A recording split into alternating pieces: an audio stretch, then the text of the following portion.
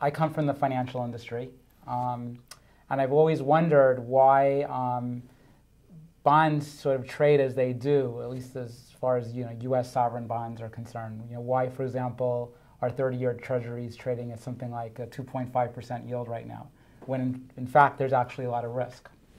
So coming from an analytics firm, I worked at the analytics division of Moody's, I realized that we apply fixed income analytics to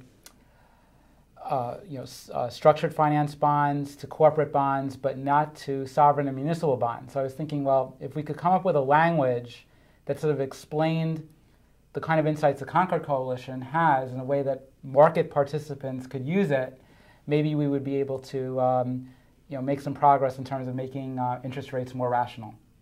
So that's why I developed the model, and hopefully it'll have that effect. I mean, it's interesting because we have, of course, lots of government agencies that do these federal budget projections, and the Congressional Budget Office does it for Congress.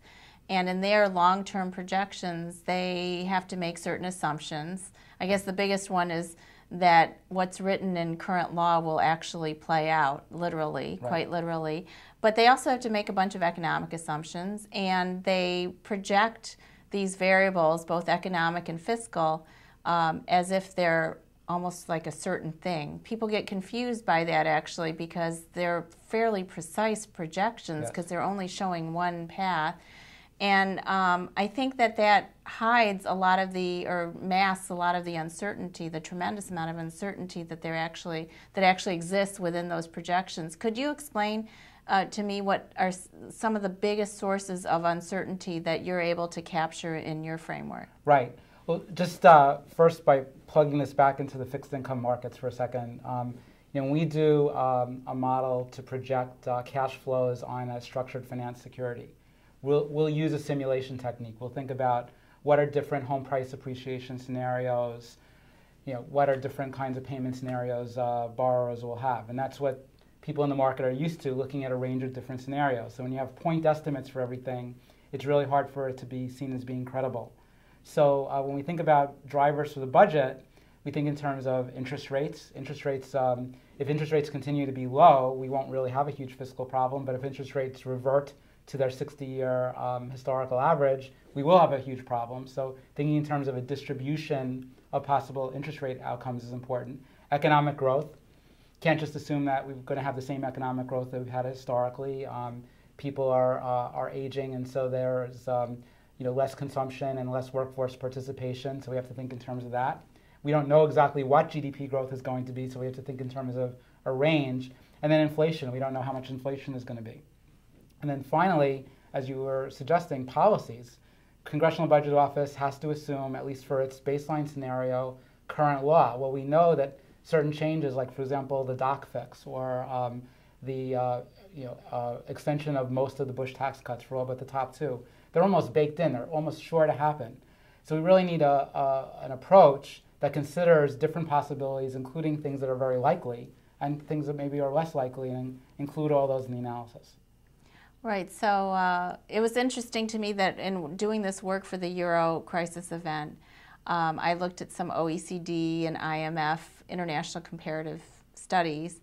And when you look at the fiscal gaps across countries, you find that the U.S. has some of the world's largest gaps. And yet, if you look at an international comparison of interest rates, the U.S. has basically the world's lowest interest rates. And I mean, what do you think of that? Is that what do you think explains that sort of disconnect between what's happening on the measurement of fiscal gap and what's happening to our interest rates? Well, one thing we have to consider is whether interest rates actually are an indicator of the true risk that's involved. So, when I went to school, when I went to business school a long time ago, I was taught the efficient markets hypothesis, the idea that market prices reflect all available information and they're less efficient. Another way of thinking about it is the random walk hypothesis, which is that there's no way of actually predicting how a particular price or rate is going to move. So there's been this implicit assumption in the financial markets for many, many years that when you see a price, that somehow it must be efficient, it must reflect all the available information. except we've seen many cases where that hasn't happened. So in 1999, the NASDAQ reached 5,000. It's never reached that level since then after the dot-com crash. So clearly that number was somehow irrational.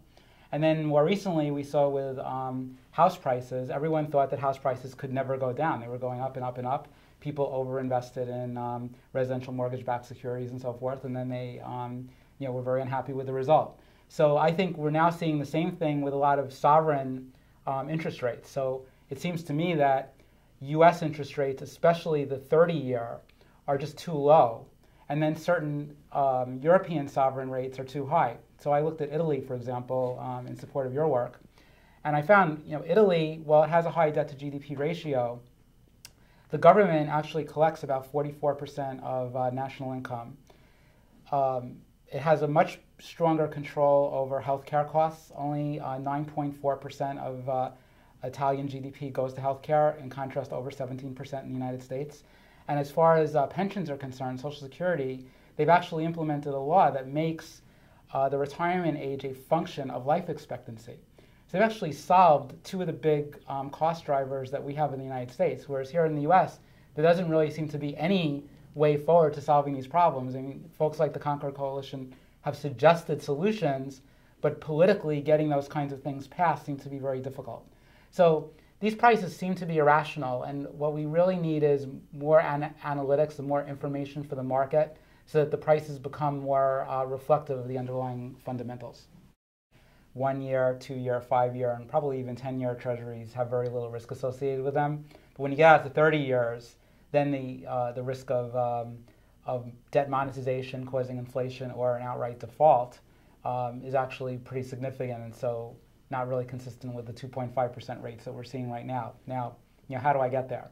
Well, the Congressional Budget Office, as modified by the Concord Coalition's plausible baseline, really provides a lot of source material for the type of analysis that I want to do.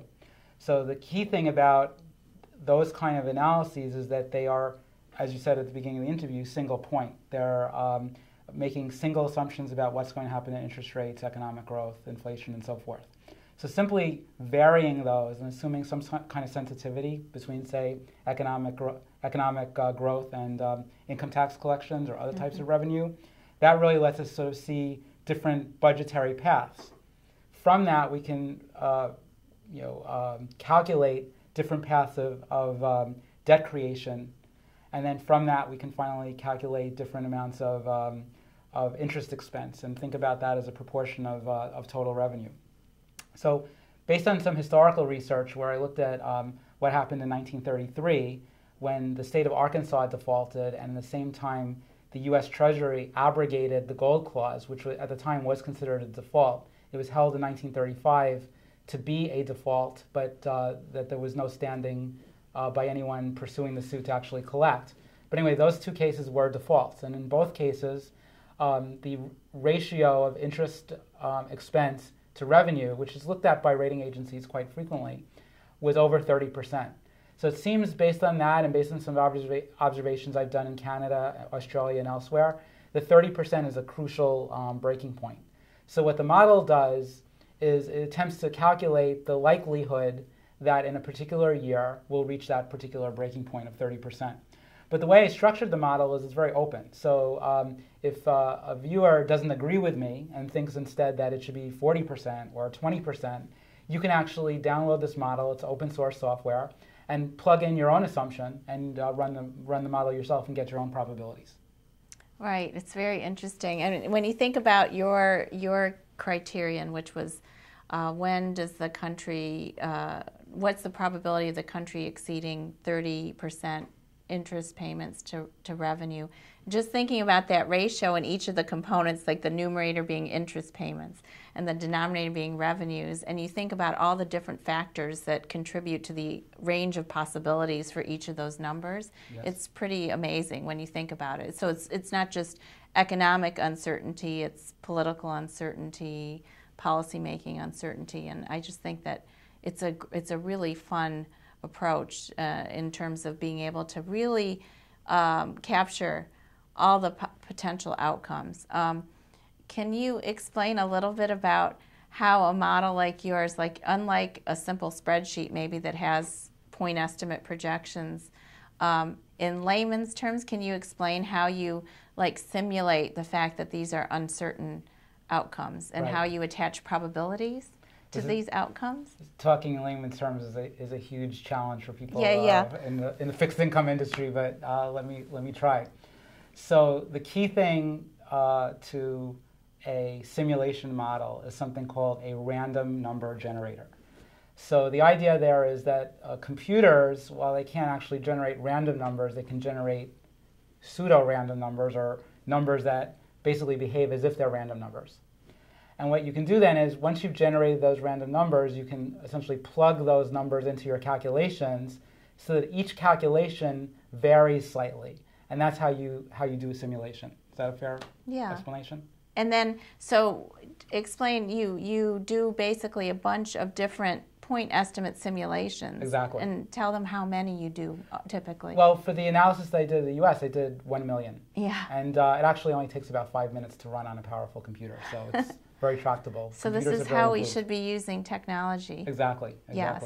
Yeah. If I might just speak for a minute about the choice of ratio. Yeah. So you mentioned the interesting aspects of the interest to revenue ratio.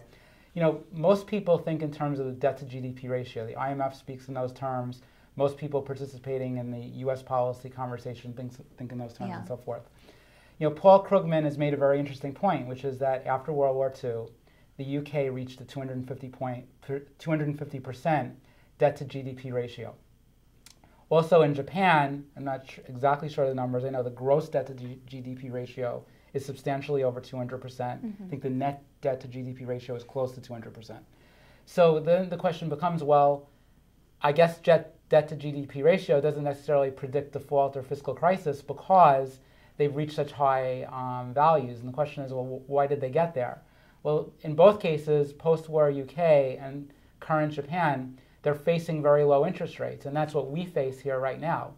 But we can't be sure that those low interest rates will continue. Unlike Japan, we don't have strong enough domestic savings to ensure that from domestic sources we'll be able to keep interest rates low.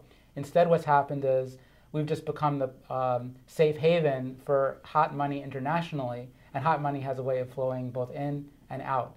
So when we consider this kind of modeling, first of all, I think it's better to use the interest to revenue ratio because it actually models the kinds of pressures the politicians will be under, because they'll be making the decision as to, hey, do I pay Social Security, do I pay Medicare, or do I pay interest to a bunch of foreign bondholders? And and second, I think we have to consider a lot of scenarios where interest rates revert back to their long-term mean, because that's really the evidence that we have. Right. And one thing I think that is less than historical record is that part of the reason why the debt to GDP ratio dropped from 110 down into the lower ranges that we saw in the 60s and 70s was there was a lot of inflation in the late 40s. Yeah. The Fed monetized a lot of the World War II debt, and then when the price controls were removed right after the war in 1946, prices shot up. There was one year, I think 1948, where inflation was 18%. So that was a big way that debt to GDP ratio was shrunk, and that's not something we really want to see happen now, especially with all these index programs, because they'll actually drive up the deficit. So can you tell everyone where your website is? And I'm hoping that we'll be talking a lot more about your model right here at Concord, but also I want people to know where to go. Great. It's http://publicsectorcredit.org. Thanks for coming. I really appreciate it. Thanks for having me.